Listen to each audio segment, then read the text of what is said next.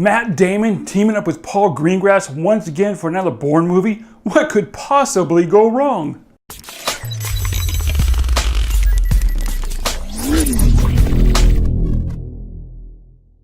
So yeah, Matt Damon, Paul Greengrass, another Bourne movie, we're on board.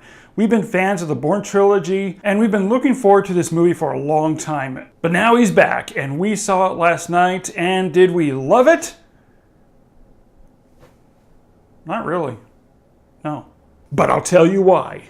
It wasn't necessarily the acting, it wasn't the directing. Paul Greengrass has proven himself as an accomplished director, not just with the Bourne franchise, but also with United 93 and Green Zone. So then what was it? Well, there's something very important that you need to have when making a movie, and that's called a plot. And in this movie, there really wasn't a plot. I mean, what happened to the plot and the character arc with this story?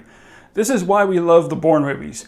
Why they were hits and resonated with audiences. It wasn't just because of the action sequences, even though, yeah, it's tons of fun watching these action scenes and they're directed really well.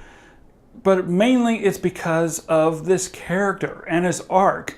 We're following Jason Bourne from the time we first met him in Bourne Identity throughout the next two films of Ultimatum, and we're there with him as he makes his journey to find out not only who he is, but who made him and why he is the way he is, putting all these puzzle pieces together. And we're there with him in his journey.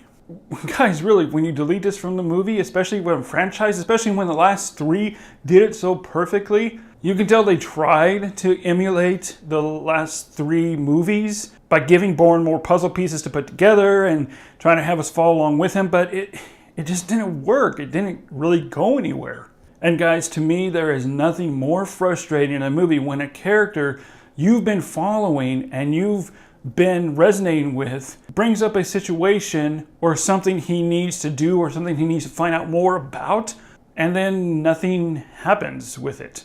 Nothing like he did in the last three movies. And like I said, this happens with an important plot point that directly links to his past. And because of that, the movie really fell apart and started crumbling, and you just completely stopped becoming invested in this character that you've been invested in the last three movies. Tommy Lee Jones just felt like he got promoted from being a sheriff from The Fugitive to this movie. He didn't really bring anything new to it or to the character. He just seemed to emulate how he played as the sheriff in The Fugitive. At least that's what I thought. As for the villain, he was really underutilized in this movie. The actor who played him is a terrific actor, a classically trained actor, and they just don't give him the freedom to develop the character. And because of that, his character just doesn't really go anywhere. He's just kind of there. And this really seems to be a trend now lately where villains just aren't given enough story. They're just kind of there. And then comes a subplot about social media, and it literally felt like it went into a different movie when these scenes came up. But that doesn't mean it was all bad. I mean, to be fair, we did enjoy the movie for what it was. Again, the action scenes, just like Supremacy, just like Ultimatum, were terrific. This too was extremely well choreographed and directed very well, and most notably, the motorcycle scene near the beginning of the film. And for the first 40 to 45 minutes of the movie was good. And I kept watching it thinking, okay, this is great. And then little by little, the movie just started to crumble and fall flat. And by the third act of the movie, it just fell apart.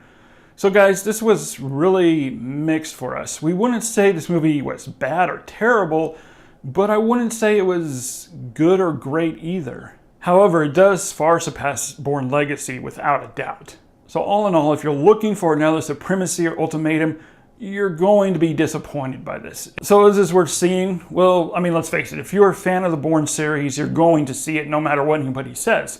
As I said, we did enjoy it for what it was. The action scenes were great. Matt Damon, again, was good. But as for all the other stuff in the movie that really made the Bourne franchise what it is and why we love the Bourne franchise was just completely deleted from this movie. And because of all this, we really have to give this, it's just a rental.